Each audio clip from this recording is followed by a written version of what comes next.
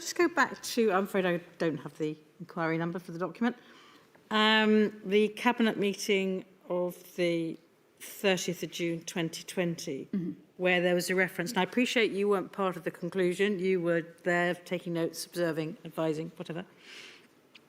But there are some people who might see the conclusion agreed that consideration should be given to restarting work on independence and referendum, reflecting the experience of the coronavirus and EU exit. Oh, well done, thank you. I can't remember what page it is. 13, I think. Oh, well done to you too. Sorry. No, not at all. Always accept help. Thank you. Some people might argue that looks as if the Cabinet members who agreed to that conclusion were going to use the work on the experience of the coronavirus crisis as part of an argument for advancing independence and therefore using it politically. When you see it's associated with EU exit, which obviously a lot of people in Scotland who didn't want to leave the European Union reflects badly on the UK government, it does look a bit as if politicisation of the coronavirus pandemic, doesn't it? I think the fact that this says consideration should be given, my recollection, my view, my understanding, my experience of all of this period is that the consideration given was we're not doing this right now.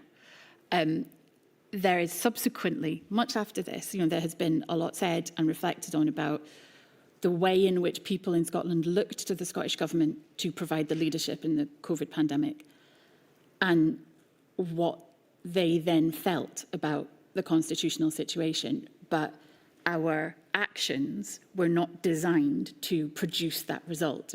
If the public were making their own decisions on that, we were not driving it through our actions on the pandemic. It's not the point of my question, really, Sorry. which is that, well, no, I understand why you answered in the way you did, but my question is, doesn't it look as if at least some members of the Cabinet, and eventually the Cabinet agreed, to capitalise on the pandemic to advance the cause of independence? Doesn't that look...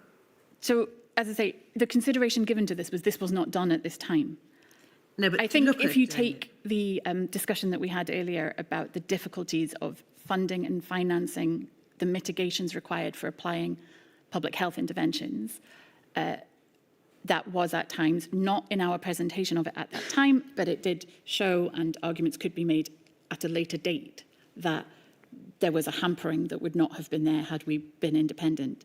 But I would be at length to say to you that this was not done at this point in time. I have no recollection, no notes, no work. If anything had been done in this period, it would be publicly available. There would be, reams of evidence of the Scottish Government going out and selling independence during this period, and there just isn't. Thank you. Ms Mitchell.